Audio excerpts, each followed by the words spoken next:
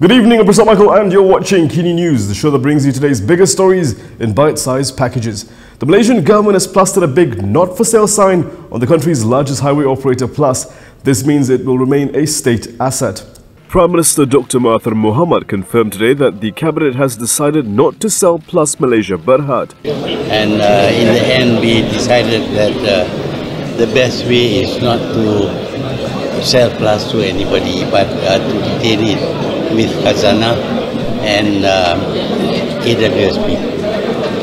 So they will have to reduce the toll rate by 18%. Plus is owned by Khazanah National Bhd and the Employees Provident Fund. Previously, several private companies had come forward with offers to acquire the highway with promises to lower toll charges. The cabinet decided on this. Was this put to a vote in the cabinet, and was there a consensus of a majority there? Well, in the end, we have taken a long time. We have had many briefings. There were private sector offers also, bids also. But in the end, we decided that the best way is for the Khazanah and KWSP to retain their ownership. Then they don't have to buy anything. However, critics said public infrastructure of such importance should not be left to private hands. Speaking to reporters today, Mahathir said the discount will come into effect this year. A party with drugs and women, no, not in Miami, but in Puchong. One of those arrested in this particular incident was Dengkil Assembly person Adhif Shan Abdullah. We have more details on that case. It started as a drug-fueled party with women and gambling sessions, but it ended by making national headlines after 17 individuals were arrested, including a politician from the ruling party Bersatu. Now police sources are saying a business person organized the party.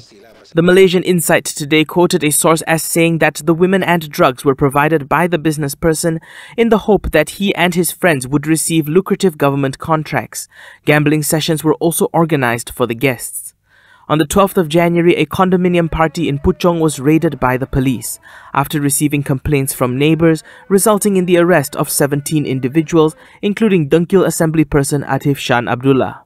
Inspector General of Police Abdul Hamid Bador later confirmed that 16 of them tested positive for drug use.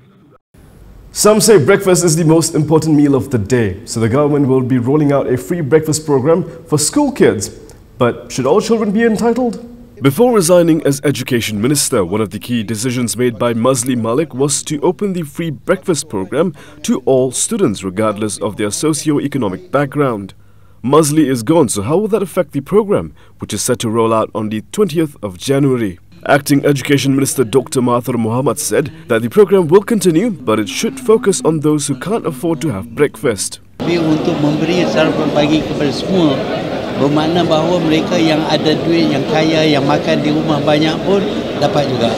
So it's not fair. So maknanya untuk 20 Januari ni akan diteruskan atau tidak? Kita akan teruskan yang ada sekarang dan kita akan tambah mereka yang deserve to have something. Okay. The first phase of the free breakfast program is slated to roll out this Monday at 100 primary schools nationwide. The schools were selected for their high number of students from B40 households. You've probably heard the phrase, modern problems require modern solutions, but according to Selangor PKR Youth Chief Najwan Halimi, one particular modern problem requires a solution from 2002. The PKR folks are not letting up on the transition of power issue, and today is no different. A PKR youth leader wants Prime Minister Dr Mahathir Mohamad to set a specific date, just like he did back in 2002, with his successor at the time, Abdullah Ahmad Badawi. Najwan Halimi said when Mahathir expressed his wish to step down as Prime Minister in 2002, the BN leadership at the time urged him not to do so immediately and suggested that he set a specific date in the future instead. As such, Najwan recalled Mahathir and Abdullah set a date for the transition of power on October 31st, 2003. The Selangor PKR Youth Chief wants the same to be done for the transition of power to Anwar Ibrahim. Najwan said there is no reason for the Presidential Council not to set a date on this matter, if the same could be done between Mahathir and Abdullah back in 2002. It's better late than never. It only took 45 years since it was first proposed for the Malaysian Media Council to finally take shape. The Malaysian Media Council is finally here, with the appointment of a 17-member pro-tem committee. Their first task would be to finalise a draft of the Malaysian Media Council Act. The announcement was made after a consultation session between stakeholders, Communications and Multimedia Minister Gobind Singh Dio and Media Advisor to the Government A. Kadir Jassin in Putrajaya today. Stakeholders present during the closed-door consultation session agreed to appoint Malaysia Kini CEO Pramesh Chandran as the head of the pro-tem committee. Instead of allowing the government to decide what to publish, the media in itself would self-regulate. What will happen over time is that there will be a code of conduct, and the Media Council will work with the media to make sure that the media follows this code of conduct. The committee has 2 months to address 5 issues, including the self-regulating body's final function and mandate. The Media Council will cover all types of media in Malaysia, including print, electronic and online. The e-Tunai scheme went online yesterday and most of you have already claimed your 30 ringgit. Finance Minister Lim Guan Eng did a spot check today, and we also spoke to several people to find out how useful the scheme actually is. Let's take a look. Finance Minister Lim Guan Eng visited the SS2 market this morning to promote the e-Tunai Rakyat scheme and also to see how smoothly things are going. At the press conference there, he also revealed how many Malaysians have claimed the money and how much has been spent. 380,000 applications of all 3 e-wallet providers, of which 320,000 approved, 10 million ringgit spent. Have you spent yours here? Yeah. Being one of the most happening neighborhoods in the country, many hawker stalls in SS2 have adopted the e-wallet payment services. But how many people actually use e-wallets? We spoke to people in SS2 to find out. E-wallet is good for customers who they are rushing to work, so they don't have to bring much cash. They can pay straight the exact amount, and the money is safe in our account. More convenient now is everything is coming up very good. This exercise is very okay lah. For me, it's helpful for everybody. However, some vendors here find that many of their older customers face problems adapting to the cashless system. 给的和用的一般都是长辈嘛，做小档的都是一般长辈，他们需要时间去懂怎么去吸引那个没有现金、没有东西摸在手的感觉就是人多的时候啦，人多的时候那个使用者问我怎么用啊，我们就不能就忽略了他们的那个怎么讲，因为我们毕竟是做生意嘛，人多的时候他们不会用啊，我们不确认到底他给了还是没有给，可能要给他们一点时间去学，就他们慢慢会适应起来，将来他们就不用带现钱出街，免得小偷这边有小偷拿他们的钱包。For these senior citizens, e-wallet apps are simply confusing. Saya tak tahu sebenarnya e-wallet ni apa. Jadi lagi pun saya berniaga ni supaya senang beli cash senang, saya senang begitulah. When you ask me about the password, I am confused.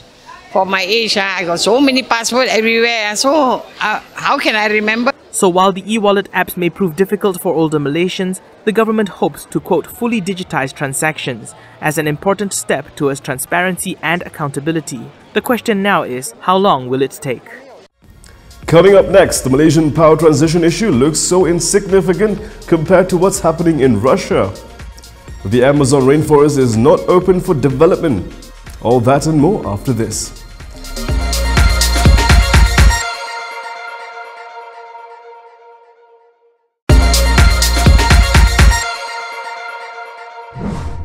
If you think the power transition is a big issue in Malaysia, wait till you see what's happening in Russia after President Vladimir Putin announced a shake-up. Russian President Vladimir Putin proposed constitutional changes on Wednesday that would give him the scope to extend his grip on power after leaving the presidency, and picked a new prime minister after Dmitry Medvedev and his cabinet stepped down. It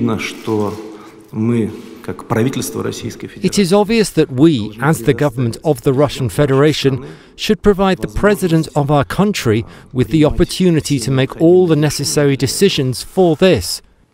In these conditions, I believe it would be right that in accordance with Article 117 of the Constitution of the Russian Federation, the current government of the Russian Federation resigns. Most importantly, Putin suggested diminishing the powers of the presidency and beefing up those of the prime minister. The dramatic moves were widely seen as preparing the ground for 2024, when Putin, now 67 years old, is obliged to leave the presidency after occupying the Kremlin or the Prime Minister's job continuously since 1999. Putin nominated Mikhail Mishustin, the 53-year-old head of the tax service, as the next Prime Minister. Mishustin, who will be quizzed by Parliament on Thursday, has played ice hockey with Putin but has little public profile and has not been spoken of as a possible candidate. He will inevitably be viewed as a possible successor to the shrunken presidency, as well as members of his cabinet, many of whom are expected to be new to the government. Critics have long accused Putin, a former KGB officer, of plotting to stay on in some capacity after his term ends to wield power over the world's largest nation and one of its two biggest nuclear powers.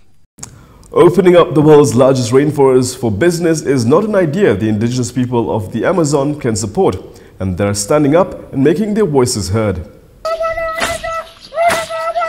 Indigenous leaders wearing ceremonial body paint and headdresses of exotic bird feathers performed ritual dances at the center of this village to kick off a 4-day gathering where they will plot their game plan to oppose President Jair Bolsonaro's continuing push to open the world's largest rainforest for business. Recently, Bolsonaro vowed to integrate Brazil's roughly 900,000 indigenous people into what he calls the broader community and society, and to begin tapping the mineral riches and commercial farming potential of their 462 reservations, many of which lay in the Amazon rainforest. White man named Bolsonaro, take advantage of your term, because my fight is for an entire lifetime. Environmentalists say that such a move will speed up the clearing of the Amazon jungle, which is considered vital for slowing global climate change. According to a draft cited by a local Brazilian newspaper, legislation drafted by the government will not just open up reservation to mining, but also to oil and gas exploration, the building of new hydroelectric dams, and commercial farms with genetically modified crops currently banned by law on tribal lands. And here are several other news highlights from today.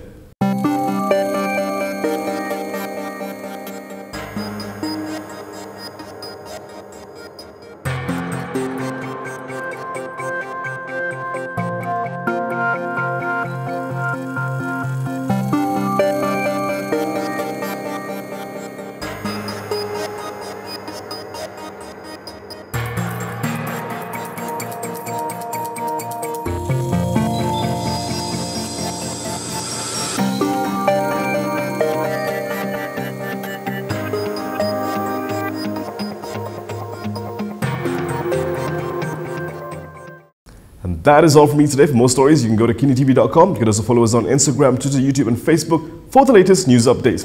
We'll be back here tomorrow, same time, same place. I'm Prasad Michael.